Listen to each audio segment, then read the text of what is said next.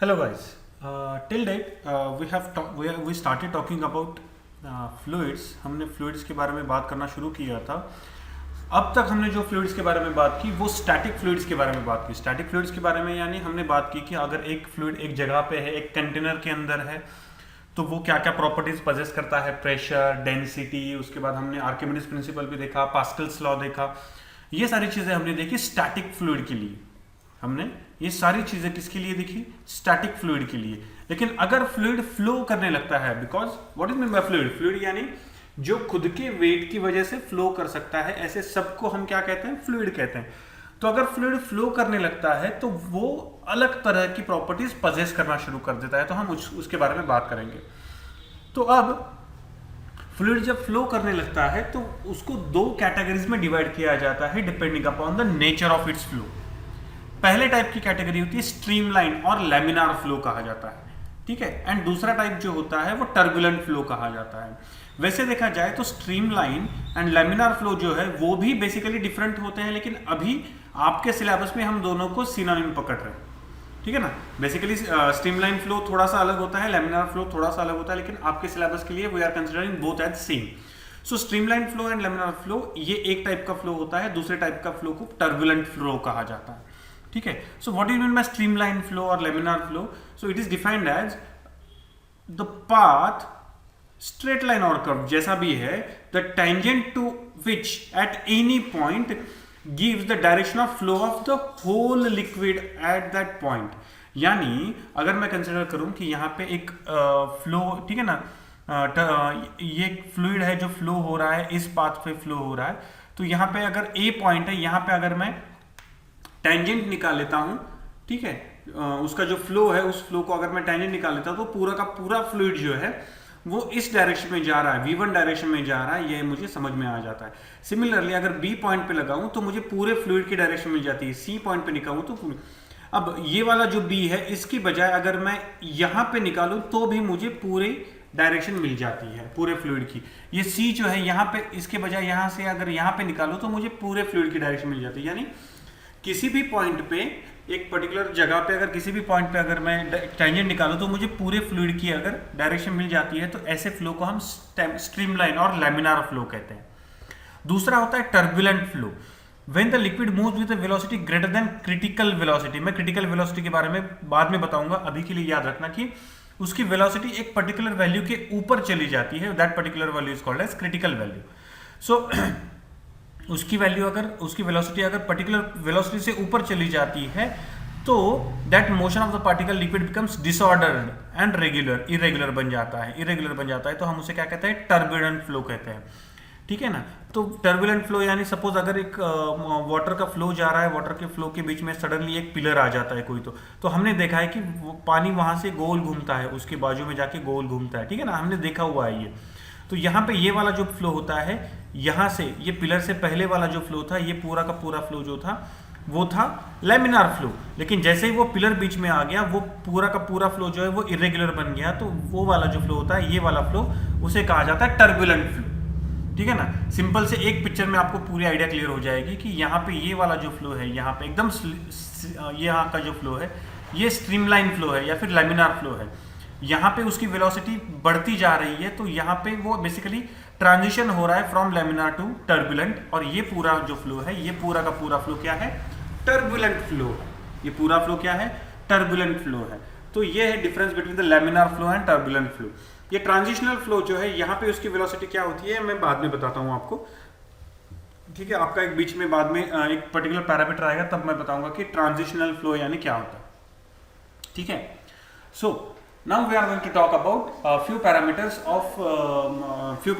of flowing fluid. जो fluid जो है वो जो फ्लो हो रहा है उसके दो पैरामीटर्स के बारे में हम बात करेंगे. एक क्रिटिकल वेलोसिटी, दूसरा Reynolds number. So critical velocity is that velocity of liquid flow up to which it is streamline. जैसे मैंने बताया streamline, above which it is turbulent. ठीक है ना. क्रिटिकल वेलोसिटी एक पर्टिकुलर वेलोसिटी है जिससे अगर फ्लूइड की वेलोसिटी लेस हो, दैट पर्टिकुलर फ्लूइड की वेलोसिटी अगर लेस हो तो वो स्ट्रीमलाइन फ्लो करता है, उसके बाद वो टर्बुलेंट करता है. अब क्रिटिकल वेलोसिटी जो होती है वो सारे फ्लूइड्स के लिए सेम नहीं होती है, वो सारे फ्लूइड्स के लिए अलग अलग होती है डिपेंडिंग अपॉन द विस्कोसिटी. ठीक है ना, depending upon the viscosity. Viscosity पे डिपेंडेंट होती है मेजरली क्रिटिकल वेलोसिटी। सो क्रिटिकल वेलोसिटी विस्कोसिटी पे डिपेंडेंट होती है, तो क्रिटिकल वेलोसिटी से लेस फ्लो होता है तो स्ट्रीमलाइन होता है, ज्यादा होगा तो टर्बुलेंट होगा। दूसरा है रेनॉल्ड्स नंबर। रेनॉल्ड्स नंबर जो है वो बेसिकली एक प्योर नंबर है जो आपको नेचर ऑफ फ्लो के बारे में बताता है। नेचर ऑफ फ्लो यानी whether it is streamline flow या फिर टर्बुलेंट फ्लो, ये हमें नेचर के बारे में बताता है। यानी फ्लोइंग लिक्विड जो होता है उस लिक्विड का, ठीक है ना, उस लिक्विड का रेनॉल्ड्स नंबर हर एक डिफरेंट वेलोसिटी के लिए अलग अलग होता है, ठीक है ना। Standard formula for Reynolds number is inertial force per unit area divided by viscous force per unit area, ठीक है ना। रेनॉल्ड्स नंबर का फॉर्मूला क्या है? Inertial force per unit area divided by viscous force per unit area. So if the liquid rho, ठीक है ना, एक लिक्विड है जिसकी डेंसिटी रो है, is flowing with velocity v through a tube. अब याद रखना इसके आगे, जब कभी भी हम फ्लो ऑफ लिक्विड कंसिडर कर रहे हैं तो हम कंसिडर कर रहे हैं कि it is having the flow, ठीक है ना, वो जो फ्लो है वो एक ट्यूब के थ्रू फ्लो हो रहा है, यानी बाहर भी निकल रहा है। फ्री फ्लो भी हम कंसिडर कर रहे हैं तो उसका सिलिंड्रिकल ही कंसिडर कर रहे हैं, यानी हम जो फ्लूइड फ्लो हो रहा है it is flowing in the shape of cylinder, हमेशा ये हम कंसिडर कर रहे हैं। उसे क्या कहा जाता है? ट्यूब कहा जाता है, ट्यूब ऑफ फ्लो, ठीक है ना, ट्यूब ऑफ फ्लो कहा जाता है। So through a tube of radius r across having the cross section a, then the mass of liquid flowing through the tube per second is dm by dt, ठीक है। सो dm by dt ये mass of fluid जो है वो पर unit time flow हो रहा है, पर सेकंड जो फ्लो हो रहा है वो ये है, which is nothing but volume per unit second multiplied by density. मुझे पता है density is equal to mass divided by volume, इसलिए mass is equal to density into volume. So change in mass per unit time is nothing but rho into change in volume per unit time, ठीक है ना। So this is how it work, volume per unit second into density. अब यहाँ पे a into we आ गया, basically ये क्या है? Volume per unit second, volume per unit second is a into length, ठीक है ना, पर यूनिट सेकंड यानी लेंथ, a इंटू लेंथ। यानी आपने 10th स्टैंडर्ड में पढ़ा है फ्लो ऑफ लिक्विड, तो वहां पे हम फ्लो ऑफ लिक्विड के वक्त v लेते हैं। सो l जो होता है, l क्या होता है? v multiplied by t, velocity multiplied by time. तो पर यूनिट सेकंड बोला है इसलिए यहाँ पे मैंने t को 1 ले लिया, सो a इंटू वी आ गया। तो ये v जो वॉल्यूम का v नहीं है, ये v किसका v है? ये v है वेलोसिटी का v। So velocity multiplied by time, so a into v multiplied by rho, ठीक है ना, मल्टीप्लाइड बाय डेंसिटी। तो ये है वॉल्यूम, पर यूनिट वॉल्यूम, इतना वॉल्यूम फ्लो हो रहा है, ठीक है। सो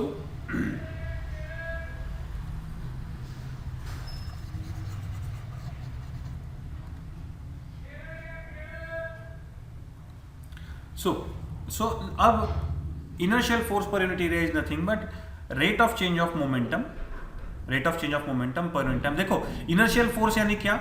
ऐसा फोर्स जो बेसिकली मास को मूव करने की कोशिश करता है, ऐसा फ्लो जो मास को मूव करने की कोशिश करता है, that flow is called as inertial flow. Okay, so inertial force क्या होता है? इनर्शियल फोर्स यानी बेसिकली ऐसा फोर्स जो मास पे एक्ट करता है उसे इनर्शियल फोर्स कहा जाता है, ठीक है ना।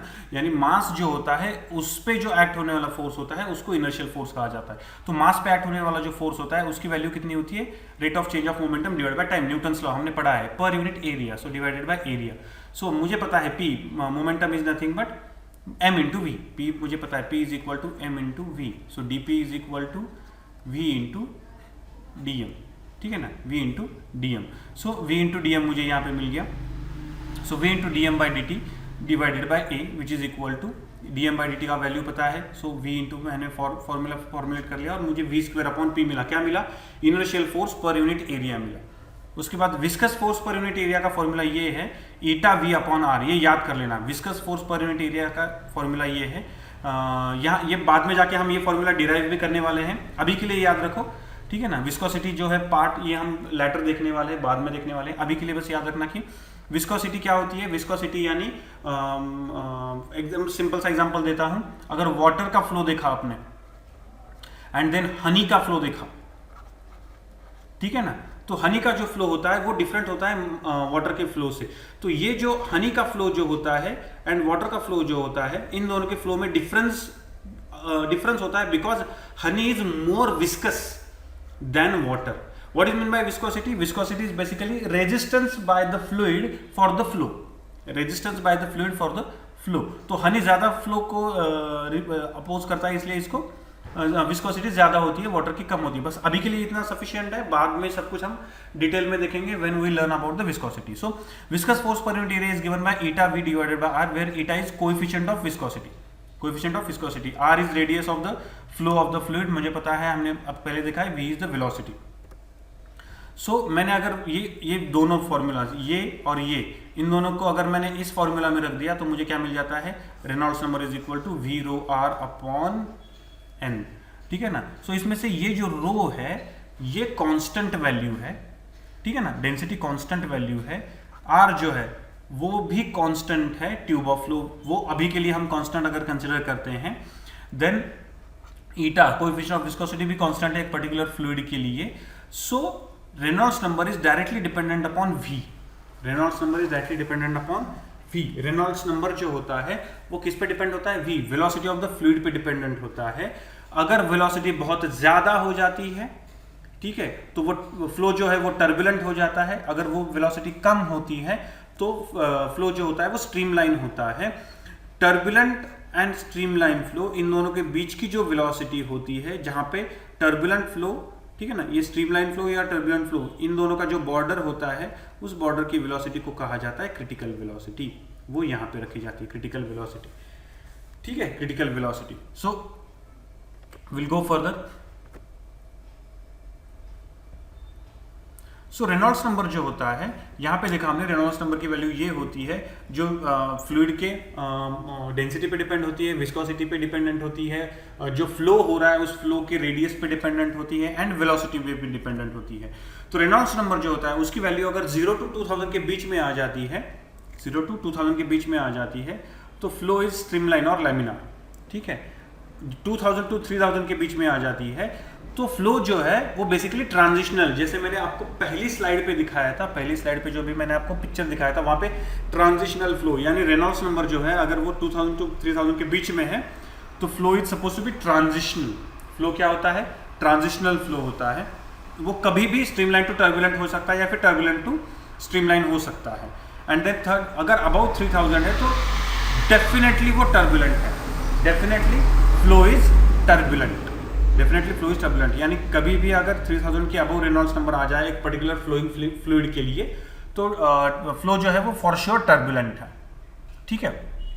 अब बहुत इंपॉर्टेंट पार्ट देखने वाले हैं हम लोग, that is called as equation of continuity. ये जो इक्वेशन ऑफ कंटिन्यूटी है ना, ये बहुत इंपॉर्टेंट है, इसको ठीक से समझ लेना। The equation of continuity is derived from the principle of conservation of mass, conservation of, यानी मास कहीं पे भी लॉस नहीं होता है, जहां का मास वहीं पे ही रहेगा, कहीं पे भी इधर उधर नहीं जाएगा।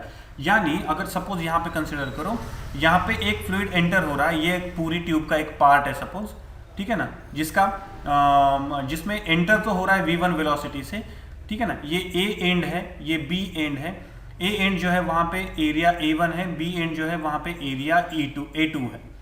एक फ्लूइड इस एंड से एंटर कर रहा है v1 वेलोसिटी से, बाहर निकल रहा है v2 वेलोसिटी से, ठीक है ना, A एंड से एंटर कर रहा है वेलोसिटी से, बाहर निकल रहा है v2 वेलोसिटी से।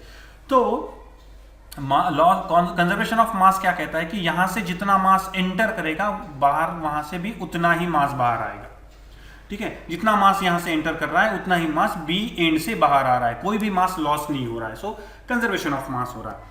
तो मास ऑफ लिक्विड एंटरिंग पर सेकंड, ठीक है, फ्लोइंग लिक्विड है तो जितना मास पर सेकंड एंटर हो रहा है उतना ही मास पर सेकंड बाहर निकलेगा, उतना ही मास पर सेकंड बाहर निकलेगा।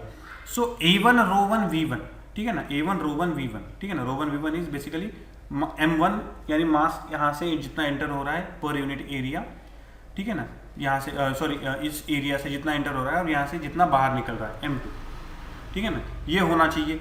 अब यहाँ पे अगर ये एरिया मास अगर बाहर निकल रहा है, V1 is the velocity with which it is entering, V2 is the velocity with which it is going out, ठीक है ना, इतनी वेलोसिटी से। सो यहाँ पे आप ठीक से देख सकते हो कि अगर इनकॉम्प्रेसिबल फ्लूइड है तो जितनी डेंसिटी से वो एंटर हो रहा है उतनी डेंसिटी से वो बाहर निकलेगा, ठीक है ना, यानी ये ρ1 एंड ये ρ2 कट हो जाता है, रह जाता है इतना। This is called as basically the equation of continuity, equation of continuity. आपको इफ यू रिमेंबर, आपको पता होगा कि आप अगर पेड़ों को पानी डाल रहे हो, ठीक है ना, तो यहाँ से अगर पानी डाल रहे हो आप लोग, अगर सडनली कभी कभी आपका मूड आ जाता है और आप क्या करते हो, उस पाइप के बीच में ऐसे उंगली डाल देते हो, ठीक है ना, यहाँ पे ऐसे, ठीक है ना, आप कुछ तो एंटर कर देते हो। आप क्या कर रहे हो, basically cross sectional area decrease करते हो। अगर आप क्रॉस सेक्शनल एरिया डिक्रीज करते हो तो आपको पता है कि जो फ्लो था वो फ्लो अब बहुत ज्यादा दूर तक जा रहा है क्योंकि वेलोसिटी बढ़ गई। यानी यहाँ पे आप डायरेक्टली बता सकते हो कि A is inversely proportional with velocity. जितना कम एरिया होगा उतनी ज्यादा वेलोसिटी से पानी या फिर फ्लूइड बाहर आएगा, ठीक है ना। जितना एरिया कम होगा उतनी ज्यादा वेलोसिटी से बाहर आएगा। एकदम सिंपल सा मैंने आपको एग्जांपल बता दिया कि आप अगर वहां पे, ठीक है ना, वो वाला जो पर्टिकुलर पाइप होता है, उस पाइप पे आप अगर उंगली रख देते हो तो पानी बहुत दूर चला जाता है। द रीजन इज ये वाला कि अगर आप एरिया कम करने की कोशिश करते हो तो वेलोसिटी बढ़ जाती है, ठीक है ना। एरिया कम करने की कोशिश करते हो तो वेलोसिटी बढ़ जाती है, ठीक है ना। जिनको तैरना आता है उनको शायद पता होगा कि अगर पानी जो है, पानी अगर, ठीक है ना, अगर नदी में आप तैरने के लिए जाते हो, ठीक है ना, रिवर में आप तैरने के लिए जाते हो, वहां पे अगर पानी बहुत शांत है, ठीक है ना, तो आपके बड़े कहते हैं कि वहां पे मत जाओ, पानी बहुत शांत है, इसका मतलब बहुत गहरा होगा। गहरा होगा इसका मतलब क्या होगा, जो भी फ्लूइड फ्लो हो रहा है उस फ्लूइड का फ्लो होने का एरिया ऑफ क्रॉस सेक्शन जो है वो बहुत बड़ा है, बहुत बड़ा है, ठीक है ना। अगर बहुत ज्यादा पानी स्पीड से जा रहा है, आपको बहुत ज्यादा झाग वगैरह दिखाई दे रहा है, तो आप कहते हो कि हाँ यार यहाँ पे ये बिल्कुल डेप्थ नहीं है, यू कैन, ठीक है ना, वहां पे आप स्विम कर सकते हो। सो ये वाला जो इक्वेशन है, इस वाले इक्वेशन से अगर आप ग्राफ तैयार करो, ए यानी area of cross section versus velocity of the fluid को अगर आप कर दो तो ये यहाँ पे ऐसे वाला ग्राफ मिलता है, एक्सपोनेंशियली डिक्रीजिंग। एक्सपोनेंशियल डिक्रीजिंग यानी जितनी ज्यादा वेलोसिटी उतना एरिया कम होगा, जितना ज्यादा एरिया होगा उतनी वेलोसिटी कम होगी। So this is how it works. This is called as equation of continuity. याद रखना, ये वाला इक्वेशन ऑफ कंटिन्यूटी बहुत इंपॉर्टेंट लगेगा आपको बाद। So equation of continuity, equation of continuity पर से कुछ ऑब्जर्वेशंस आ जाते हैं। The velocity of flow is independent of liquid, यानी independent of liquid, assuming liquid non viscous liquid अगर कंसिडर करते हो आप लोग, तो नॉन विस्कस लिक्विड है। नॉन विस्कस लिक्विड अगर हम कंसिडर कर रहे हैं तो velocity of flow is independent of liquid. Independent of liquid यानी आप कोई भी लिक्विड डाल दो उसके लिए इक्वेशन ऑफ कंटिन्यूटी एप्लीकेबल ही है। दूसरा एक इंटरेस्टिंग पार्ट आ जाता है, velocity of flow increase if the cross section area decreases vice versa. यानी यहाँ पे हम क्या बोल रहे हैं, A is directly proportional to 1/v या फिर A is inversely proportional with v, ठीक है ना। In hilly region where the river flow is narrow and shallow, shallow यानी ज्यादा डेप्थ नहीं है, ठीक है ना, नैरो एंड शैलो, वहां पे क्या होता है, the current is faster. Current जो होता है फ्लूइड का वो फास्ट होता है, करंट जो होता है वो फास्ट होता है। While plain rivers like wide and deep, ठीक है ना, जहां पे लार्ज क्रॉस सेक्शन एरिया होता है, current will be slower, current will be slower, ठीक है ना, वो स्टिल दिखाई देता है, ऊपर से स्टिल दिखाई देता है। When the water falls from the tap, ठीक है ना, आप अगर टैप वाटर देखोगे, ठीक है ना, आप अगर टैप वाटर देखोगे तो इनिशियली उसका जो फ्लो होता है वो छोटा बड़ा होता है, लेकिन नीचे नीचे जाते वक्त उसका फ्लो छोटा होना शुरू हो जाता है, उसका फ्लो छोटा होना शुरू हो जाता है। सो यहाँ पे आप देखोगे कि the gravity action with the distance of the tap, so accordance with the equation of continuity across the section, यानी एरिया कम होता हुआ जाता है, यानी यहाँ पे जो भी उसकी वेलोसिटी v1 होगी और यहाँ पे उसकी वेलोसिटी v2 होगी, v2 will be greater than v1, v2 will be greater than v1। यहाँ पे एक इंटरेस्टिंग फैक्टर और एक आ जाता है कि आपने देखा होगा कि आप क्या करो, घर पे अपना टैप वाटर जो होगा ना, वो टैप वाटर एकदम स्लोली छोड़ दो, ठीक है ना, तो आपको क्या दिखाई देगा कि टैप वाटर से जब भी पानी बाहर आ रहा है तो यहाँ से लेके यहाँ तक यार पानी तो प्रॉपरली आता है, लेकिन यहाँ पे नीचे जाने के बाद उसका फ्लो टर्बुलेंट हो जाता है। टर्बुलेंट क्यों हो जाता है, यहाँ पे जो उसकी वेलोसिटी v1 है, यहाँ पे उसकी वेलोसिटी जो v2 है, तो v1 to v2 velocity goes on increasing, यानी इनिशियली वेलोसिटी कम होती है इसलिए उसका स्ट्रीमलाइन फ्लो होता है। जैसे ही नीचे आना शुरू हो जाता है उसका फ्लो टर्बुलेंट हो जाता है, बिकॉज वेलोसिटी इंक्रीज हो जाती है ड्यू टू ग्रेविटी। ग्रेविटी की वजह से वेलोसिटी इंक्रीज हो जाती है। So this is the equation of continuity of observation, equation of continuity के ऑब्जर्वेशंस हैं, आप ठीक से समझ लो ये। उसके बाद एनर्जी पॉसेस्ड बाय द फ्लूइड, जो फ्लूइड जो होता है, अगर स्टैटिक फ्लूइड है तो वो दो टाइप की एनर्जी पजेस करता है। स्टैटिक सॉलिड जो होता है वो सिर्फ एक टाइप की एनर्जी पजेस करता है, that energy is potential energy. लेकिन फ्लूइड जो होता है वो दो टाइप की एनर्जी पजेस करता है, when it is static and those are potential energy and pressure energy. और अगर फ्लोइंग फ्लूइड होता है तो वो तीन टाइप की एनर्जी पजेस करता है, potential energy, pressure energy and kinetic energy, ठीक है ना, फ्लोइंग अगर फ्लूइड होगा तो ये प्रेशर एनर्जी क्या होती है?